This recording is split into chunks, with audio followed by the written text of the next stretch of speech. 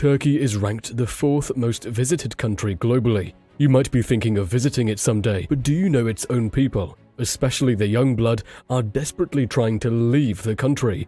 What appears to be a flourishing and advanced nation from afar is nothing but a facade. In reality, its economy is in shambles. Turkey is in economic turmoil.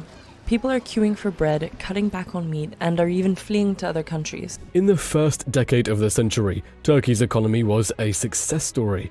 It was booming and growing rapidly. But things took a turn, and now it's going through its worst inflation in the last 20 years, putting it in the top 5 countries with the highest inflation rates. Look at this graph. It's a disaster. In 2014, 2.2 liras was equal to $1. But as of January 2024, it skyrocketed to 30.2 liras per dollar. That's a record-breaking 600% decline in just 9 years. And as if that was not enough, Turkey got slapped with a massive earthquake in 2023. This earthquake ends up costing the Turkish economy a whopping $100 billion, further dipping the Turkish lira. Now look at this graph. The situation is so bad that inflation in Turkey soared to a crazy 85% in October 2022, and now it's still high at 61%. And you know what? Turkey is a perfect example of how short-term decisions of politicians can turn an entire economy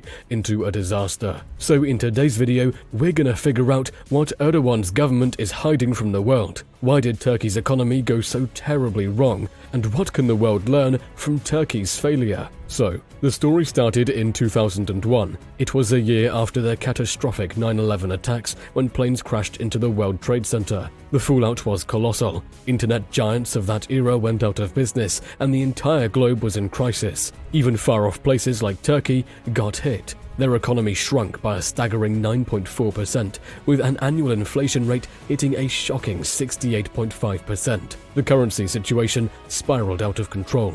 $1 became a crazy 1.65 million lira in late 2001. Things got so bad that the government had to take drastic measures. In 2005, to tackle the currency crisis, the Turkish government wiped out 6 zeros from the old currency and introduced a new one called the Turkish lira. But in the middle of all this chaos, Turkey's interim leader decided to shake things up in the economy. So if you're a smart person, you may know the secret recipe for bouncing back from an economic disaster. First, they take on more debt to boost growth. Second, they open the doors for foreign investments. And third, they fix up their roads and buildings to attract businesses and create jobs. Turkey went all in on this plan and scored a massive $16 billion rescue from the International Monetary Fund. Then in 2003, a guy named Recep Tayyip Erdogan became the president of Turkey. And you know what? In just 10 years, the economy boomed. Foreign direct investments flooded in like never before, hitting a record high of $22.1 billion. Back in 2007, if you look at this graph, Turkey's economy seemed great, with an annual GDP growth rate often going over 5%. Even when it dipped in 2008 due to an economic crisis, it quickly recovered, hitting a high of 11.2% in 2011. Now, if you were a Turkish citizen, you'd be thrilled with these politicians, right? Well, hold on. Turns out, Turkey's economic situation was not as fantastic as the numbers suggested. Behind the scenes, while the economy supposedly thrived, things were falling apart. Actually, they faced 2 big problems: a growing debt and their money losing its value. From 2018 to 2022, Turkey typically imported far more than it exported, and it created a huge debt. As Turkey's economy grew, so did the debt, reaching a monstrous $482.6 billion in September 2023. Plus, their currency, the lira, went from being worth 5 lira per dollar to a shocking 30 lira per dollar in just 4 years. To fix the debt problem, Turkey borrowed money, but that just led to more debt. To pay off the debt, they printed more money. A huge mistake. Prices went up, and their money lost even more value. People were already struggling with money, and then more problems hit in the form of COVID and the Russia-Ukraine war. This war wasn't just any war. It caused a huge crisis, especially for Turkey. They rely on Russia for a lot of stuff, 40% of gas and almost 80% of wheat, plus tons of Russian tourists visit. So you can imagine the fear of economic trouble. Now, when the war hit, inflation spread worldwide because oil prices shot up.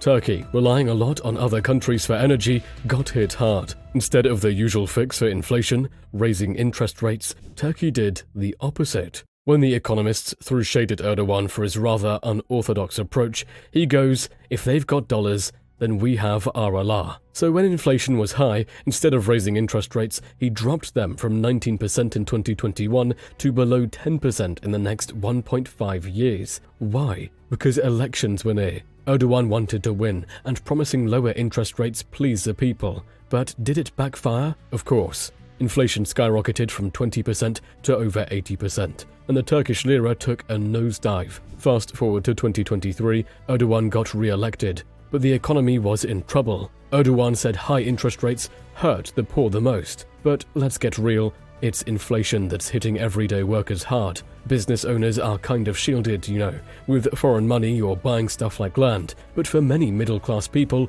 that's not an option. Bills are piling up and debt is creeping in. In such cases, basic stuff becomes a luxury for the poor. And because of crazy high inflation, talented people started leaving for better conditions and stability abroad. Things have gone so bad in recent years that families are switching to cheaper, lower quality food. Women are losing their ability to buy sanitary goods, and students are quitting college. So, President Erdogan just dropped interest rates like it's hot, all for the sake of elections. Post-elections, reality hit hard. Inflation soared, and guess what Erdogan did this time? He suddenly increased interest rates from 10% to 42%, all in just the second half of 2023.